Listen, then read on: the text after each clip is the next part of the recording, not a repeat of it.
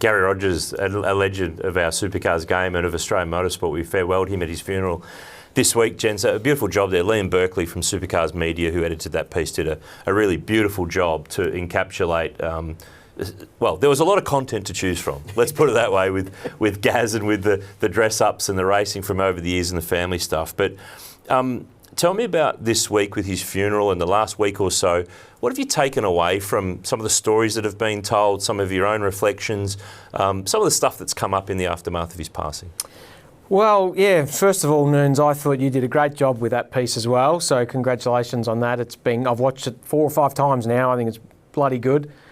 And yeah, I guess it's just been awesome to reflect, really. I've been fortunate enough to spend a little bit of time with Garry, a couple of years at GRM as a co-driver, and most recently this year, GRM did some fabrication work on a car that I'm restoring through my business. So I guess it's the big thing for me is he's just a larger-than-life character. Everyone that got to spend some time with him had a great time.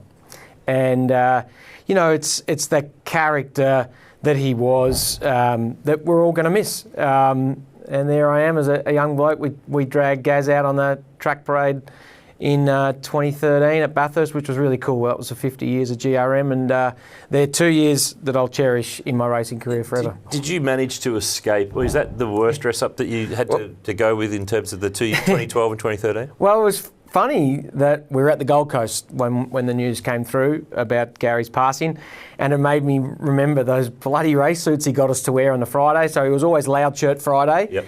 On a Friday at the Gold Coast, and the team used to always get some Hawaiian shirts and stuff, and that year Garry had organised race suits for the 4 of us just to wear on a Friday. And when we put them on for the first time, we're like, what are we doing? There's no sponsors branding on them or anything. Check that out. Unlike Garry, though, to spend the money on the suits for one day. I know that. I can't believe he didn't make you wear them for the weekend just to get his money's worth out of them. And that's the only suit I don't have in the collection because it didn't even have our name on it. I don't know where it got to, but the bling. It's very it was very, very Garry, and yeah, like when we talk about those moments, for me, Garry was actually the first team that I drove for where I got paid to be a race car driver, and I'll never forget when Garry rang me to tell me I got the co-drive, and I was like, man, that's awesome. Thanks so much, Garry. He's like, righto, enough of that. Carry on. We don't need to celebrate it yet. You haven't raced for us. And like every phone call was 40, 45 seconds with Garry to the point. And there's just, I'm really proud to have spent some time with Garry and driven for him and things like that. It's really cool. A Garry Rogers phone call, if you weren't initiated to the world of Garry Rogers, was very, very blunt. It was, hello. Yes, straight into there was no lead up, there was no how are you, there's no how's your family, there's no what's going on today or how's the weather. Straight into it and straight out of it, bang. He'd hang up before you even realised the call was over. But that was him, and you know what, once you got to know him and know how he worked, you totally were fine with it because it's just how the guy rolled, and he rolled unbelievably well, James. Yeah, he did. You know, it's been a tough few weeks since his passing, and he's touched many, many people, not just in motor racing, but in life in general. So he used to use the phrase, you're a beauty, or he's a beauty, or she's a beauty, and he was a beauty. Yeah. You know, that's the best way I can describe him. So like Jack, very honoured to have raced for GRM, and I'm proud to say that I have been a GRM and I am still currently a GRM driver. And yeah, he's just a fantastic guy. His generosity was incredibly humbling, and he helped so many people in so many different ways, in not just racing, but outside of racing as well. And he had plenty of passions. He was hugely, hugely successful outside of racing. And I think it's easy to forget in our motor racing industry that people like Garry just don't come along every day. And, you know, I struggle to see that we'll see somebody else like him ever again, to be honest. Even if you just want to look at the simple facts of the investment that he made with the S5000s just, you know, over the last few years, like nobody else was willing to take that on, and how that category has ended up, rightly or wrongly, it only happened in the first place because Garry was prepared to have a go and give it a crack. So yeah, I'll miss him a lot, just like a lot of other people, and his funeral was as good as a day like that could be. So it was on brand, wasn't it? It was even to the point where I was sitting up in the very back row, And then I heard people sort of laughing as the coffin started to be taken from the church. And I thought, I couldn't quite see. And then it became apparent that the license plate, the Hoon license plate, was bolted to the front of the casket, which was so Garry for that old time. I mean, he even went on a current affair with that story about the drama he had with that Rego license plate with Vic Roads here in Victoria. It was great stuff. And one of the things that occurred to me again, because we saw so many of the current GRM crew there, former GRM team come back to say farewell and to join people.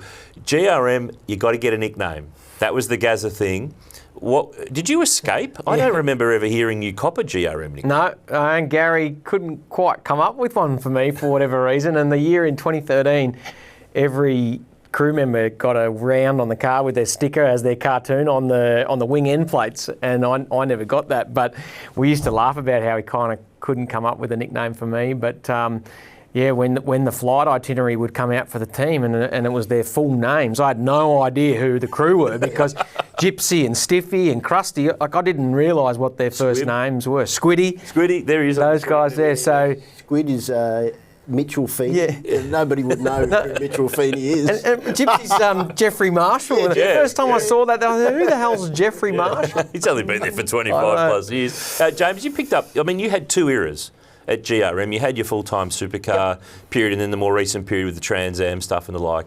But it took a second go to get another nickname though, didn't it? Yeah, so I guess to most people my nickname forever has been Moff, and that's what my nickname was to begin with when I was first went to GRM or first began driving for GRM, and then more recently with my building activities outside of racing, Garry quickly named me Bobby, after Bob the Builder. So he was the only person to call me Bobby. So I'll miss hearing that from him. So much fun, so many stories, so many more that will be told that probably haven't been told. And there's probably a few that we can't tell you here on the show as well. But what's your favourite memory of Garry? I mean, for those on the outside, I think they saw all those dress-ups and the mucking around on the grid. Monica Lewinsky and Bill Clinton, remember that from back in the day at Winton. But there was, he always had a way, and you can always date. If you don't know the date of the photos or the vision, you just have to look up what was happening in the world at the time, because he always had an answer for something that was going on. But I spoke to Scotty McLaughlin a few weeks ago in the aftermath of Gaz's passing, and he said the sauna at Bathurst in the Volvo days, where they secretly worked on that at the workshop for weeks, building that thing under cover of silence, cloak of darkness type stuff, because they didn't want Volvo to know, because Volvo were very about all the Garry stunts and pranks and stuff. And Scott rolls up on the grid, I think he was row 2 or something, or row 1, wherever he was up the front, and there's a box on the front.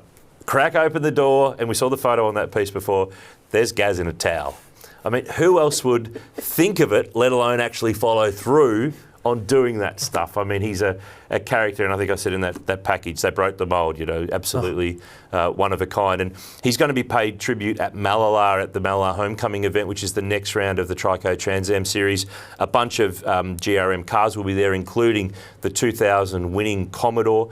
Jason Barguano, I think, is going to drive that car. A couple of 24-hour Monaros, the red car, the yellow car will be there, and I think a few other GRM and Garry cars from over history are going to be on site as well. So it's going to be a special weekend at Mallala, the weekend before the Adelaide Grand Final, and it'll be great to get back to the track. And I know it's been a tough time at GRM, but he wanted everyone to go race, get on with it, and press on. Yeah, he would always often say, "You just keep going, get on with things," and that's what he wanted us to do. So, we will finish the year out with Trans Am at Mallala and Adelaide. So, I'm sure when we get to Mallala, it will be tough for a lot of people in the team, but he would also want us to be doing that as well. So, we'll race on in memory of Gaz.